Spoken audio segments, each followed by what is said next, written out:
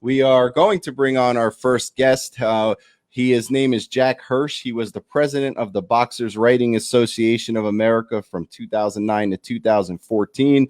He's been writing for the Boxing News since 1989. He was the president of Ring 8 New York from 2017 to 2018.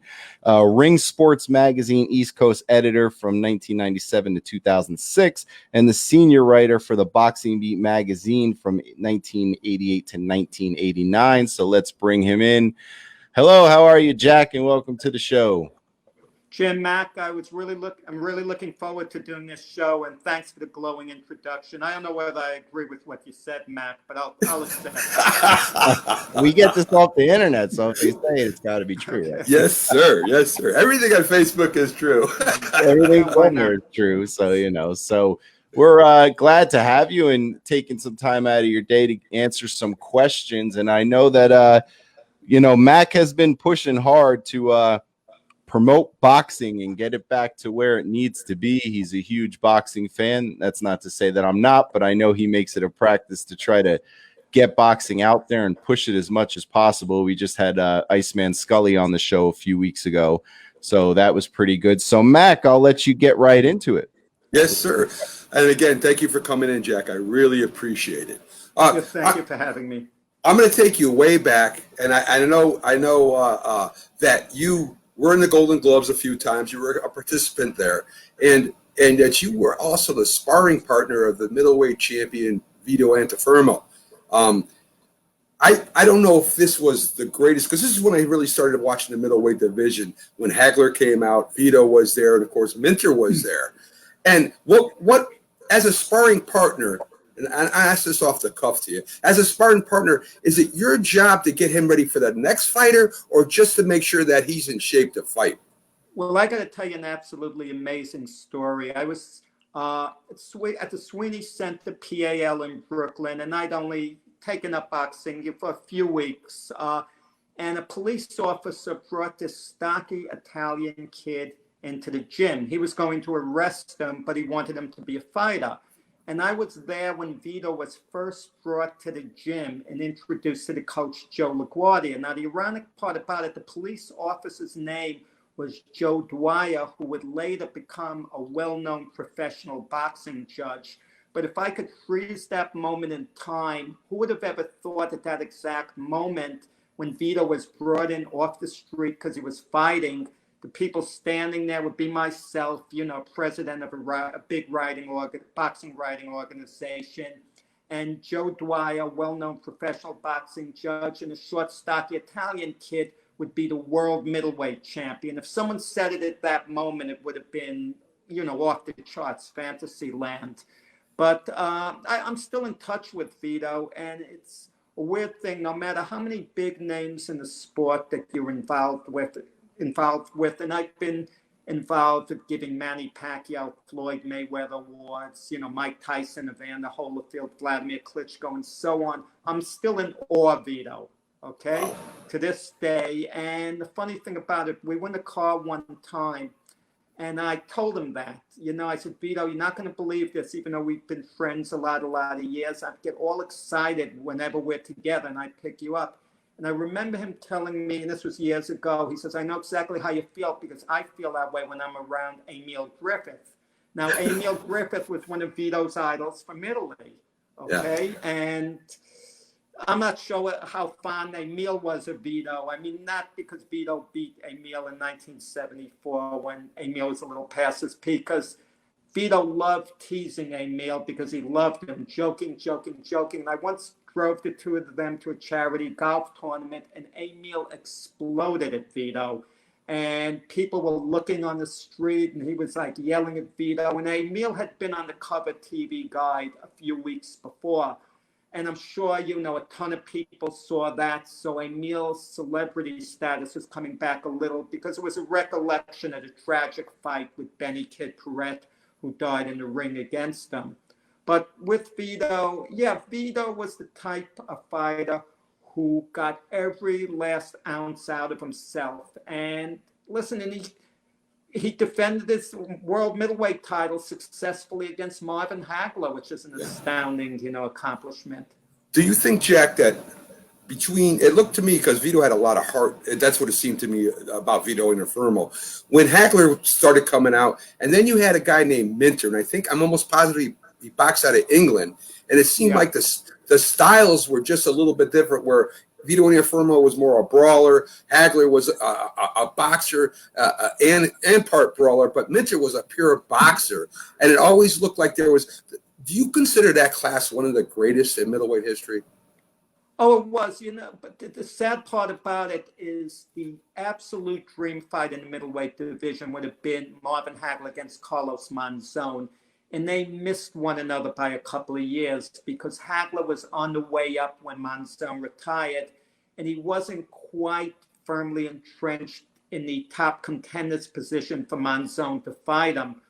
But the two of them were just a couple of years away from actually fighting, and that's the dream fight that people talk about today. I mean, Carlos Monzon against Marvin Hagler. Okay, and I want to talk to you.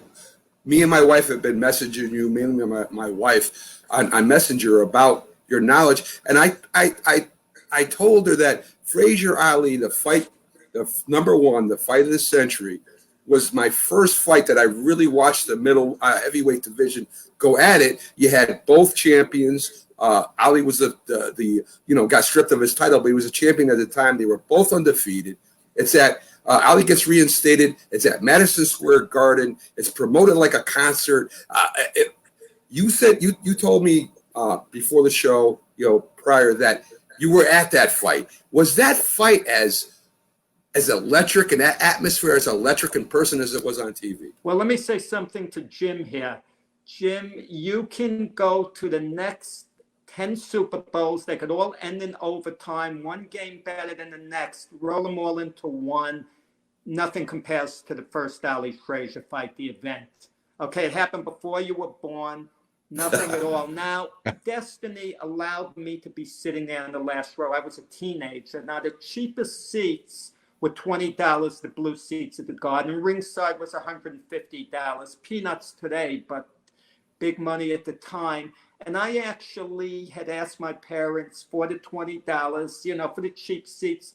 And I mailed it in a couple of days after it went on sale. So, of course, I wouldn't have a prayer getting a seat. First off, when you mail in money, just the idea that it wasn't stolen or whatever, right? That was, amazing in itself. But a ticket comes back in the mail. Years later, I'm sitting with Tommy Kenville, who was one of the people, one of the heads of public relations at Madison Square Garden. He was one of the people in charge of dispersing tickets at the time. I didn't know him then, of course. And he explained it to me. There were a few single seats left in the Garden after the initial wave. And because I asked for one, I lucked out.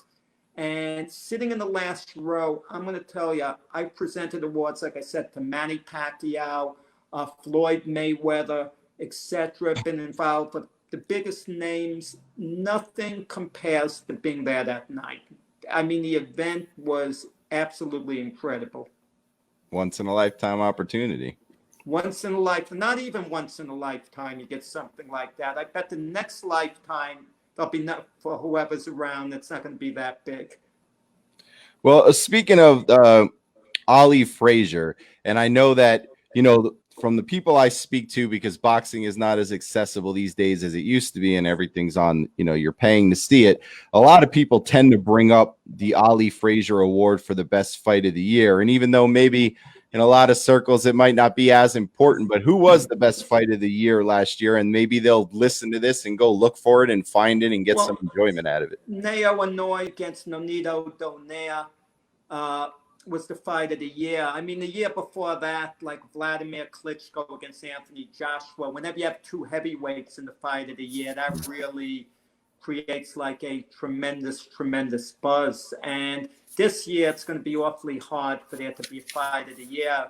I mean, a true winner, because whoever wins whatever awards, it's obviously a shortened year. Well, the one from last year that you mentioned that maybe is not the most popular names as Klitschko or who's known. I'm sure you've seen it. Was it that good? Was it, you It recommend was it? that good. It didn't get my vote. I believe I voted for Errol Spence against Sean Porter, but it's a Mm. democracy and you get 5 good fights. What we normally do is set up 5 nominees, we vote and we narrow it down. And it was close last year. I don't recall the other fights. I don't want to say because I might tread into the 2018 without Right. even realizing it, and someone it won't make me look too good.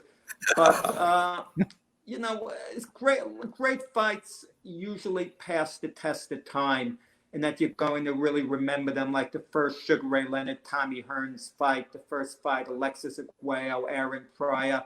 I mean, those are the legendary fights that really pass the test of time, that people talk about a lot of years later. And I went to a few years back. It was I should say about 5, 6 years back. I went to a banquet, and I happened to find myself in the same station wagon as Tony DeMarco. And all I could think, in 1955, he and Carmen Basilio would fight of the year from Ring Magazine. So things like that, really get me excited. Excellent. All right. Fair enough. So let me see here. Another thing I wanted to ask you is one of the things that, kind of like I had mentioned, boxing is kind of, there was a time, so big. I think back to, you're going Ali Frazier, I go more my time Tyson, things like that. And then kind of like it's, nowadays when you sit and you talk with people about sports, it's, baseball, basketball, football, boxing is rarely ever mentioned. I mean, they mention MMA before they mention boxing. What do you think happened and how they can get it back? Well, I don't think they really mentioned MMA before boxing, but the face of sports has really changed an awful lot. I mean, the World Series games, for example, used to be played weekdays. Okay, now it's on obviously night games and wants to get the biggest audience. I'm going to give you guys a little quiz guess for fun. The first Ali Frazier fight, what night of the week do you think it took place on? The biggest sporting event of all time. I feel like I should say, because I feel like a guess? weekend is too easy, so I'm going to say Tuesday. I'll go with Thursday night. On Monday night. Wow. Now, can you imagine the biggest event? I mean, let's say a Super Bowl game or whatever taking place on a Monday night. Now, of course, you get a blockbuster fight. It would take place on a Saturday night.